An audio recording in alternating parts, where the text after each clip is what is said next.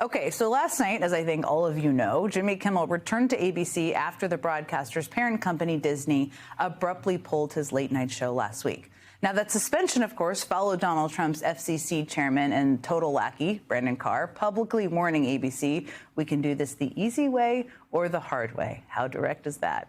Now, since then, Brendan Carr and some administration allies have desperately tried to spin those comments as not a threat to use the government's regulatory powers to crack down on the speech administration doesn't like. I mean, okay, I've written a lot of statements. That's pretty direct. Now, even those staunch right-wing voices, like Republican Senators Rand Paul and even Ted Cruz, could see that is exactly what this was. They've both been outspoken about it. And as for any lingering questions about whether this entire debacle was an outrageous attack on freedom of speech, Trump, like he usually ends up doing, said the quiet part out loud, repeatedly. First by suggesting last week that critical coverage of him is really illegal. Not true at all. I've worked for 2 presidents. And then just hours before Kimmel's show returned by posting, I can't believe ABC fake news gave Jimmy Kimmel his job back. I think we're going to test ABC on this. Let's see how we do. Last time I went after them, they gave me $16 million. This one sounds even more lucrative. Not very subtle at all. But here's the thing. The Trump administration's plan in the moment, and I don't want to minimize this because there's a lot more coming, but backfired, at least as it relates to Kimmel. I mean, his return drew in more than 6 million viewers, which is much larger than his normal audience, despite being blacked out in 23% of the country. And that does not even count the more than 26 million views across YouTube and social platforms, which is a very large number of people. And Jimmy Kimmel used that huge platform, courtesy of Donald Trump, to mount an impassioned defense of free speech. This show is not important. What is important is that we get to live in a country that allows us to have a show like this. Yeah.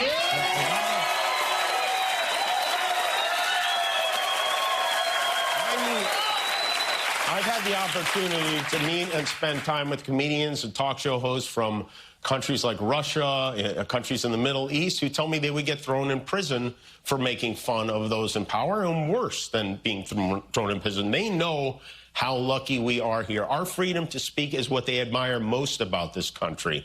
And that's something I'm embarrassed to say I took for granted until they pulled my friend Stephen off the air and tried to coerce the affiliates who run our show in the cities that you live in to take my show off the air. That's not legal. That's not American. That is un-American, and it is so dangerous. A government threat to silence a comedian the president doesn't like is anti-American. That's anti-American. And I am so glad we have some solidarity on that. Terry Moran is a former ABC News senior national correspondent and anchor. He's now an independent journalist with his own Substack called Real Patriotism. Check it out. And he joins me now. Terry, it's great to see you. What a moment we're living in, I can say. I just laid out a little bit of how I think it backfired as it relates to Jimmy Kimmel. He's back on the air. He had a lot of viewers. He gave an impassioned speech on free speech. There's a lot more coming. But what do you make of this moment? Well, first, as to Jimmy, I thought that was so authentic. Everything he said there was clearly from his heart, and he'd thought about it. And he thought about it from his heart and tried to reach out to people who might have been hurt by what he said or what they read that he said. And he spoke about what he believed as well. And authenticity is really the coin of the realm these days as a broadcaster, and I think it worked for him. Now, as for backfiring, I think we've learned 2 things. First, this administration will try to silence its critics with this power of the state, with the power of the government. Our power, using our power to silence comedians, reporters, whomever they don't like. The second thing that we learned is that the American people won't have that.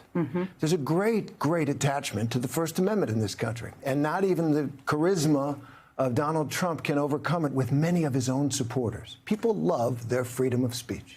They do. What's interesting, I think, is that it kind of broke through in a way with the public in a way that surprised me a little bit. I don't know if it surprised you, because there's been a number of attacks on free speech and moments of corruption. But do you think that this outcome over 6 days came about because of the boycotts and the activism and people out there? Do you think it came about because there was sort of a different coalition of people like Ted Cruz and Rand Paul and a lot of people out there in the streets? Why do you think it happened? Yeah, all of the above, right? But I think the first thing you mentioned, which is that solidarity works, standing up for each other. Standing up for each other's rights and freedoms when they come under assault, which, let's be frank, this administration is doing in several areas. You just had that segment on James Comey being prosecuted. After a 5-month investigation, the prosecutor wouldn't do it. The president wants to use the power of the state to prosecute this person because he has a personal animus against him. Or our freedom of speech.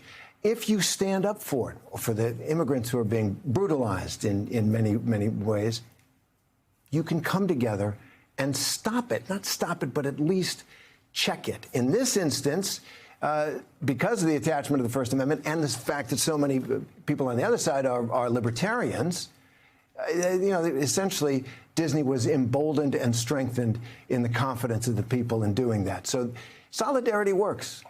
Do you think, we worked at ABC for a long time, do you think that's why Disney did it? Why they put him back on air, knowing probably some version of what he was going to say last night? Yeah, I have no inside information. I was always the last person in the building to know anything. But you have a pretty good sense on how they think about things. So I do know one little bit I can tell you is Bob Iger, the head of Disney, and Jimmy Kimmel are good friends, and I think they were sincerely trying to work it out.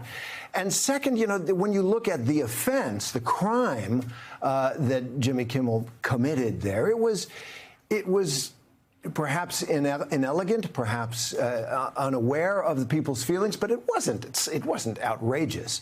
And finally, it was something that they had to respond to. They were losing subscriptions, not any great money, but it was such a blow to a media company. Hollywood was up in arms. They need that community.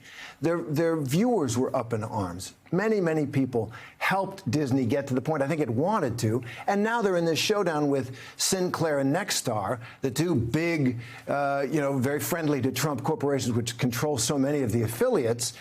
Disney has some cards in that. The national ad revenues that they might not want to share. There are other contractual obligations. That's the fight to watch now. But Disney's now on the side of free speech again. Let me ask you, there's been this sort of nuclear option mentioned. It's a little bit of a dramatic way of describing it, but you know well what all the assets are that Disney has. The conglomerates, of course, own a lot of these local affiliates. 23% of them decided not to show Jimmy Kimmel. Do you think there's a scenario where Disney could say, hey, there's other content you want, like sports. If you don't show Jimmy Kimmel, we're not going to share the sports, or is that just unrealistic? Yeah, you're a lawyer, or you think like one. I'm not, but this is one of those things floating around there, and I'm like, would they really think about it that way? Well, first, a lot of the sports is carried on ESPN, which is cable, so it doesn't get at the affiliates quite as much. But the details of the contract would deal with that. But yes, the short answer is they've got leverage. They're the Walt Disney Company, and they have a lot of leverage. They've got a lot of programming and a lot of money that comes through advertising and other aspects of that enormous business that those local affiliates are going to want. And also, I think the local affiliates might hear from people, even in red state, whatever, America, that really, let's not censor people. Let's not take people off the air because you don't like the joke they tell. I think a lot of people, I can judge in my social media and questions, people are like, do I have a Sinclair? Am I a Sinclair broadcast? Why isn't it showing? People are raising questions.